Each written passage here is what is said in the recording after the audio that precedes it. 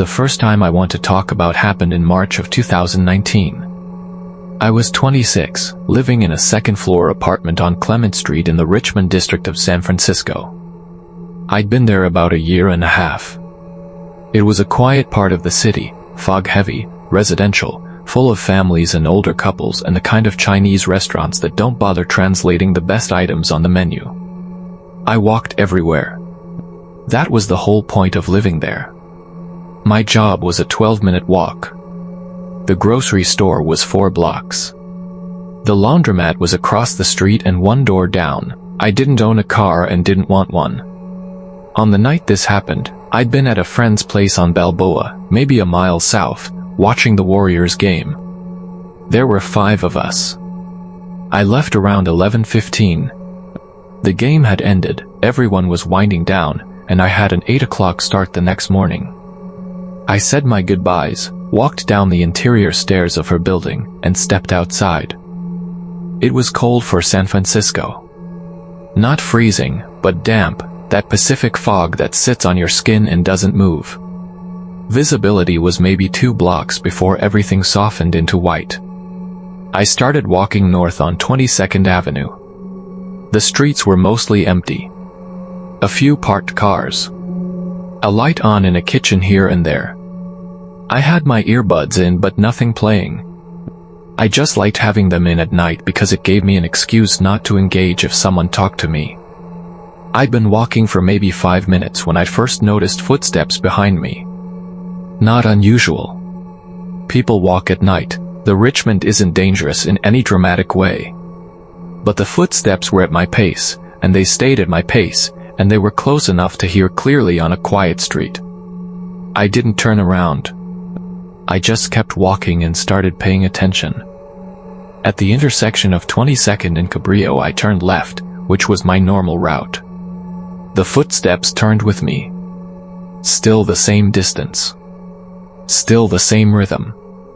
I told myself it meant nothing. Cabrillo runs east-west through the whole district. Hundreds of people use it every night.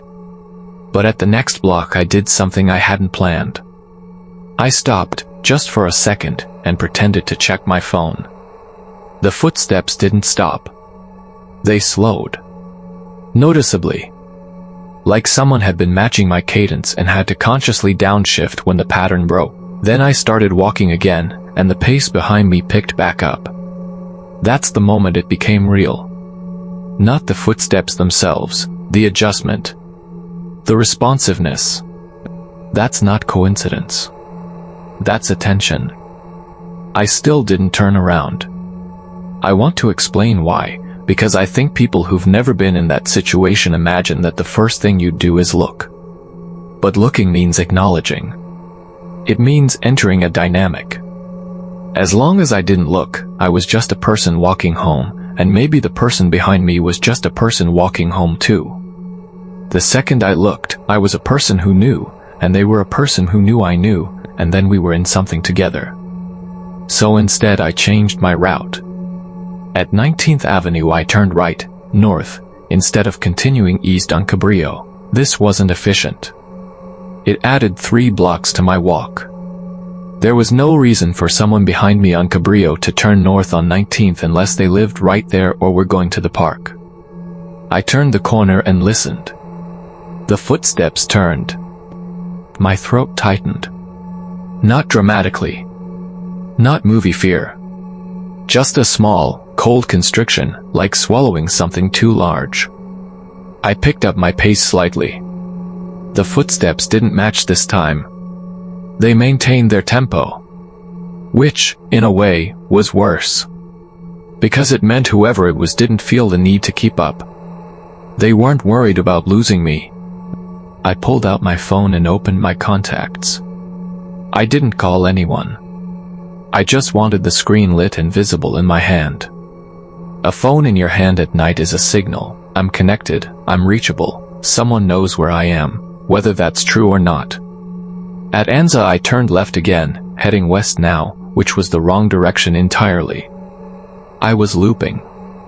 If the person behind me turned with me again, there was no ambiguity left. Nobody walks north on 19th and then west on Anza at 11:30 at night unless they live on that block. I reached the corner. I turned.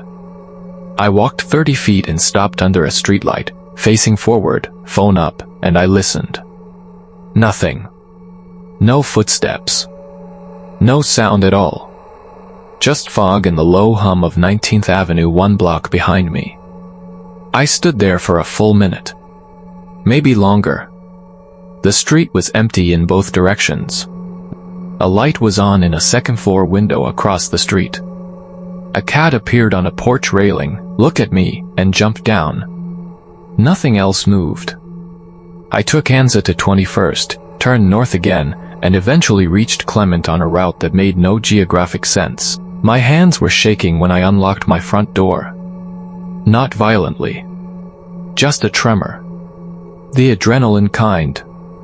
I locked the deadbolt. I checked the window that faced the street. I stood in the dark of my living room and looked down at Clement for 10 minutes, maybe more. No one was there. No one walked past. The street was exactly what it always was: fog, parked cars, the unlit neon of the dumpling place on the corner. Nothing else happened that night. Nothing happened the next day or the day after. No one ever approached me. No one showed up at my building. I never learned who was behind me, and I'll never be able to confirm it was anything more than a coincidence. But here's the thing I can't talk myself out of, even now: the pace adjustment when I stopped. That 3/4 second downshift. I've replayed it 1,000 times and I can't make it innocent. A person walking their own route at their own pace doesn't modulate in response to a stranger slowing down ahead of them. They just keep walking. They close the distance or they don't, but they don't recalibrate. That's what following sounds like. Not running. Not shouting. Just someone else's rhythm answering yours. I stopped walking with earbuds after that. Not because I'd been listening to anything, but because I realized the reason I wore them was to insulate myself from exactly the kind of information that might have mattered. The second story is harder to tell, and I've gone back and forth about whether to include it, because it involves someone I knew. Not a stranger. And that changes the shape of the fear in ways I still don't fully know how to describe. In the fall of 2021, my friend Becca and I were both living in Astoria, Queens. We'd known each other since college. We weren't extremely close, we didn't talk every day, but we were in the same extended circle and saw each other regularly at group things. She'd started dating a guy named Adam about 4 months earlier. I'd met him 3 times. He was fine. He was quiet, a little intense, worked in IT for a hospital system. The kind of person you don't form a strong opinion about because they don't give you much to work with. Becca and I had gone to a bar on Broadway, not a late night, just a Tuesday thing, 2 drinks and a lot of talking. She was having a rough time at work and needed to vent. We left around 9:45, which was early even for a weeknight. We hugged outside, and she went east toward her place on 31st Street, and I went north toward mine on Ditmars. It was a 10-minute walk. Astoria at 9:45 on a Tuesday is not deserted, but it's thinned out. The restaurants were still open. A few people on the sidewalks. I turned off Broadway onto 35th Street, which is residential and darker, and I walked 2 blocks without thinking about anything in particular. Then I saw Adam. He was on the other side of the street, walking in the same direction I was, slightly behind me. He was wearing a dark jacket and had his hands in his pockets. I recognized him immediately: his height, the way he walked with his shoulders slightly forward, his hairline. There was no doubt it was him. My first thought was coincidence. He lived a few blocks from Becca, which was a few blocks from where I was walking. Maybe he'd been out. Maybe he was coming from somewhere. But something about the timing snagged. Becca and I had just left a bar 6 blocks south. Adam hadn't been there. Becca hadn't mentioned expecting to see him. And he wasn't walking toward Becca's apartment. He was walking in my direction, north, on a street that didn't lead to his. I almost called out to him. I actually raised my hand halfway, but something stopped me, and I think the something was that he wasn't looking at me. He was facing forward, matching my pace on the opposite sidewalk, and there was a quality to it, a deliberateness, that didn't feel like someone who'd coincidentally ended up on the same block. It felt like someone who knew where I was and was maintaining a specific distance. I kept walking. He kept walking. For 2 blocks, we moved in parallel. I didn't speed up. I didn't slow down. I just watched him from the corner of my vision and tried to figure out what I was actually seeing. At 33rd Street, I crossed to his side, my normal route, and he didn't react. He didn't wave, didn't acknowledge me, didn't change his path. He just kept walking at the same pace, now directly ahead of me by about 40 feet, as if we traded positions in some silent choreography. At Ditmars he turned left, which was toward his apartment. And that was it. He was gone. The whole thing lasted maybe 4 minutes. I went home. I sat on my couch and stared at the wall and tried to talk myself into a version of events that didn't mean what I thought it meant. He was walking home. He didn't see me.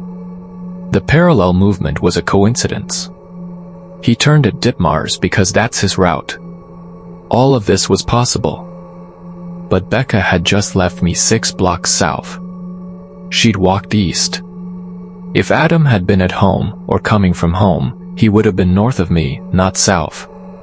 He was behind me, heading in the same direction, on a street that wasn't his, at the exact time I would have been on that street if someone had watched me leave the bar and estimated my walking pace northward. I didn't say anything to Becca. I didn't say anything for almost 2 weeks. I ran the scenario over and over, and every time I arrived at the same problem, if I told her, and I was wrong, I'd be the friend who accused her boyfriend of following me based on seeing him walk on a public street. If I told her, and I was right, I'd be handing her a piece of information that would change her relationship and possibly her sense of safety, and I'd be doing it from a position of inference, not proof. What I did, eventually, was something I'm still not sure was the right call. The next time I saw Adam, at a group dinner, maybe 10 days later, I mentioned, casually, that I'd seen him on 35th Street a couple of Tuesdays ago. I said it lightly. Like it was nothing. Like I was just making conversation. He didn't flinch. He said, "Oh yeah, and nothing else." No explanation. No, "Oh, I was coming from anywhere." No, "Yeah, I think I was heading to something." Just a flat acknowledgement and a subject change. Becca was right next to him and didn't react at all. It passed in 5 seconds.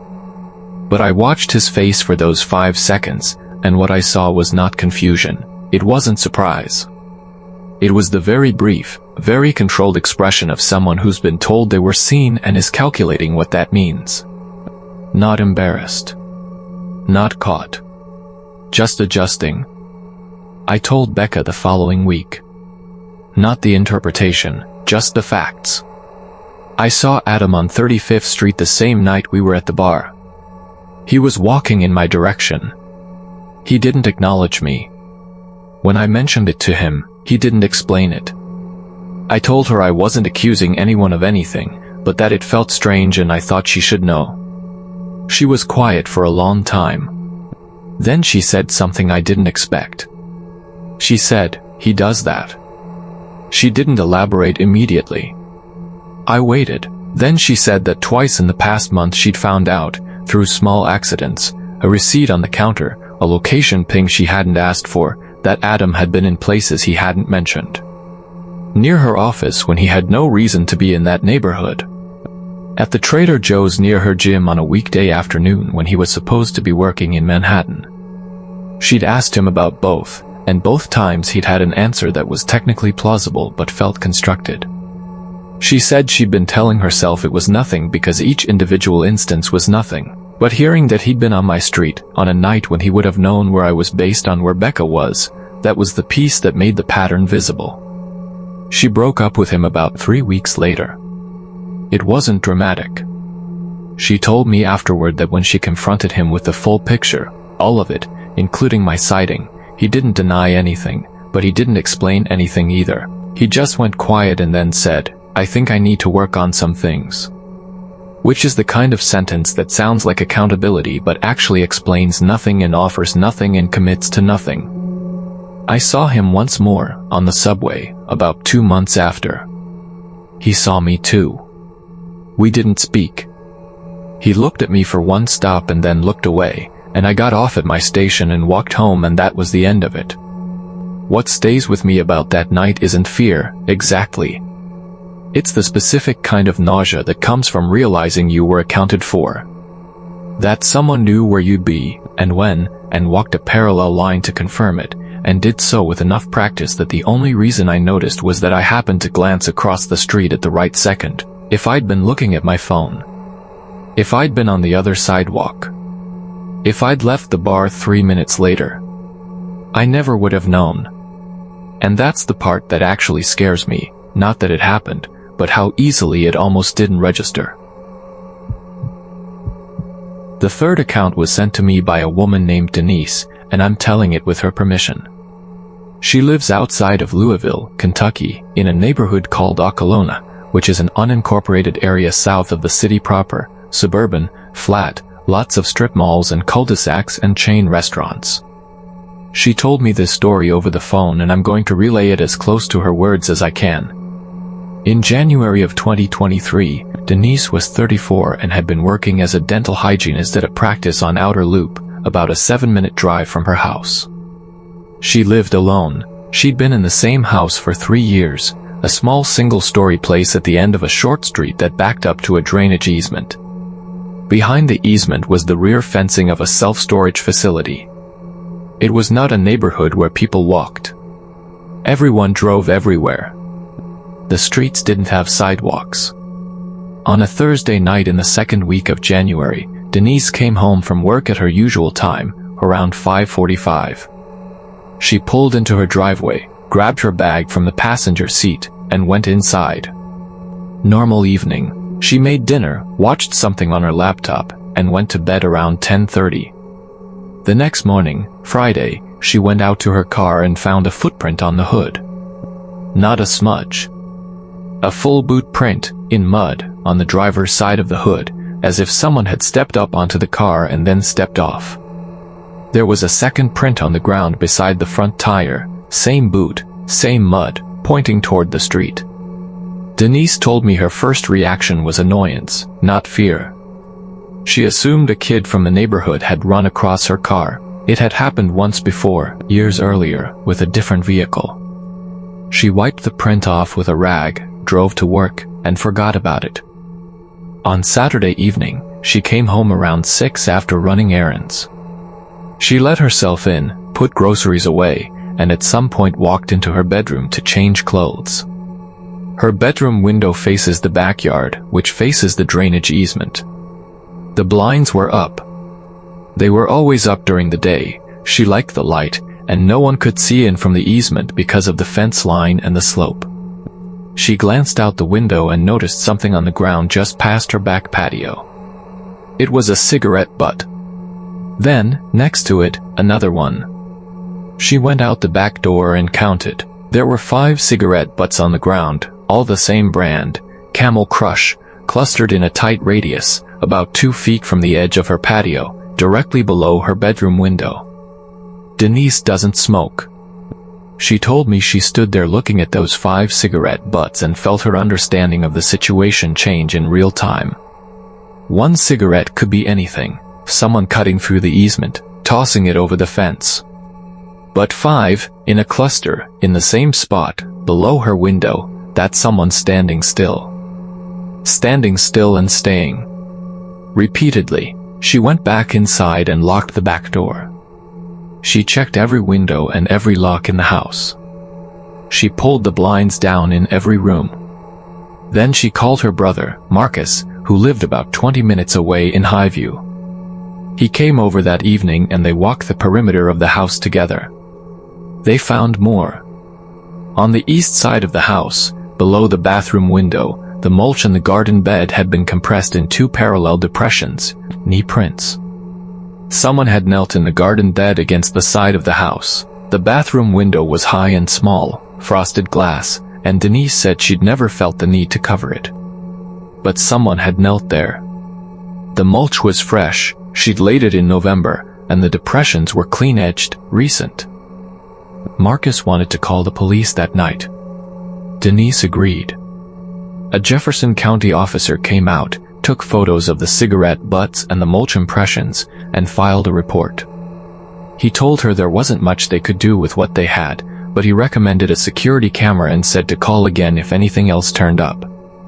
He was professional and not dismissive, but there was a practicality to his tone that made clear this was, in his framework, a low-grade property issue until it became something else. Marcus installed a Ring camera on the front porch and one on the back patio the next day, Saturday.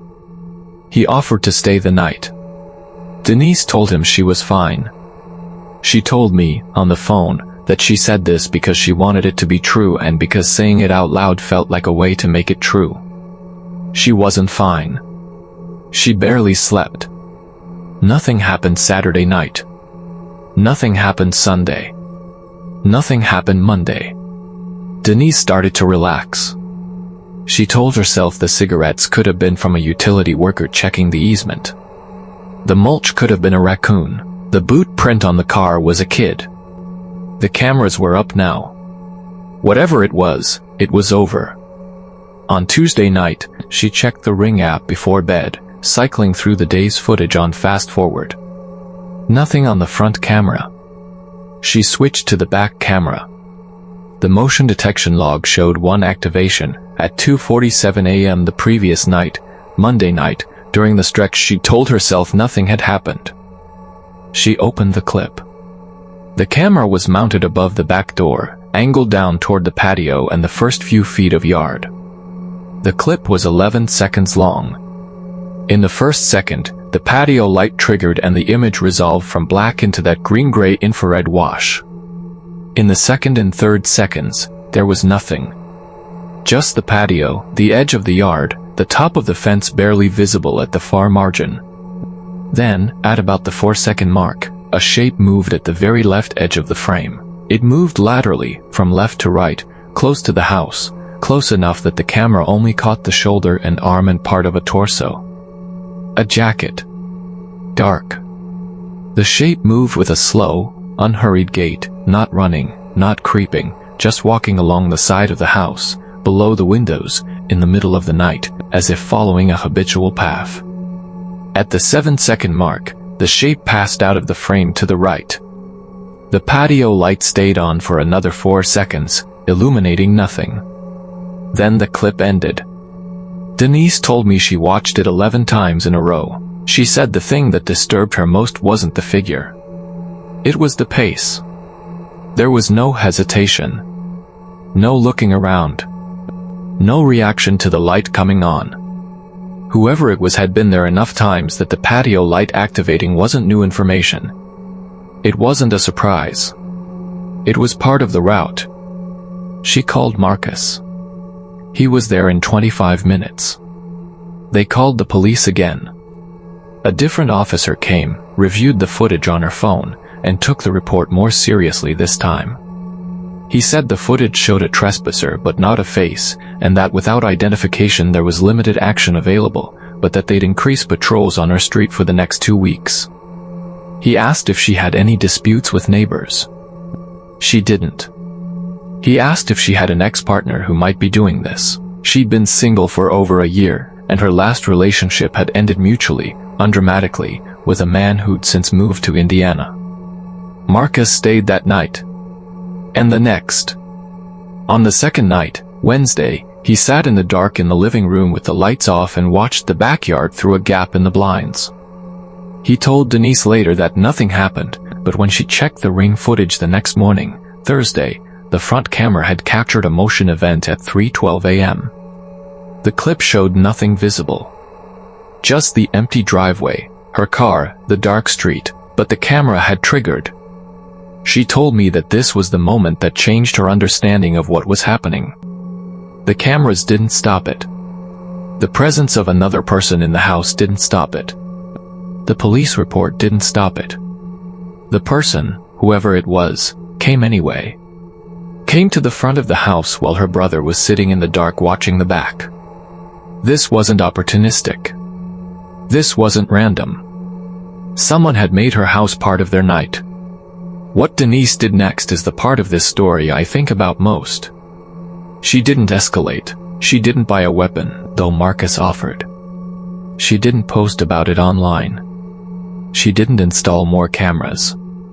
She made a decision that most people would call extreme and that she described to me as the clearest decision she'd ever made. She moved. Not eventually. Not after a process. She called her landlord the next day, Friday, and told him she was breaking her lease. She called her brother and her mother and told them she needed help packing. By Sunday, she was sleeping at her mother's house in Shively with a car full of her essential belongings. By the end of the month, she'd found a new apartment in St. Matthews, on the second floor, with interior hallway access and no ground-level windows. She told me that people in her life had different reactions. Marcus supported her fully. Her mother thought she was being too drastic but helped anyway. A co-worker said she was letting fear win. That phrase stuck with her, and she told me she'd thought about it a lot since then. Her answer, when she arrived at 1, was this: fear didn't win. Fear was information. Fear was her body and her pattern recognition telling her that someone had integrated her home into their routine, that this person was not deterred by cameras or lights or another car in the driveway, and that waiting for the situation to escalate into something the system could act on meant waiting for something to happen to her first. She refused to be the thing that had to happen before the situation became legible. She never found out who it was. The police never identified anyone. The landlord re-rented the house within a month and, as far as Denise knows, the next tenant never reported anything. Maybe it stopped. Maybe they didn't notice. Maybe the cigarette butts and the knee prints and the slow, unhurried walk along the foundation of the house were about Denise specifically and ended when she left. She doesn't know. She told me she's made peace with not knowing, and I believe her, but there was a pause before she said it that made me think the peace is something she maintains actively, every day, rather than something she arrived at once and put down. The thing that connects these three experiences, for me, isn't the fear itself. Fear passes. What doesn't pass is the recalibration.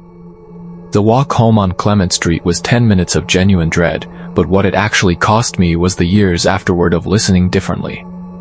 Of noticing pace. Of hearing rhythm in footsteps the way you hear meter in language once someone's taught you to scan a line of poetry, you can't unhear it. Becca's situation cost something different. It cost the assumption that the space between you and the people you know is always what it looks like. And Denise's cost was the most concrete, a home, a lease, the version of her life that was built around that address. But in each case, the cost wasn't inflicted by the person who followed. It was generated by the knowledge that they had. The act was the catalyst. The knowing was the damage. And the distance between those two things, between what happened and what it permanently meant, is, I think, the thing that people who haven't experienced it don't fully understand. It's not the night. It's every night after.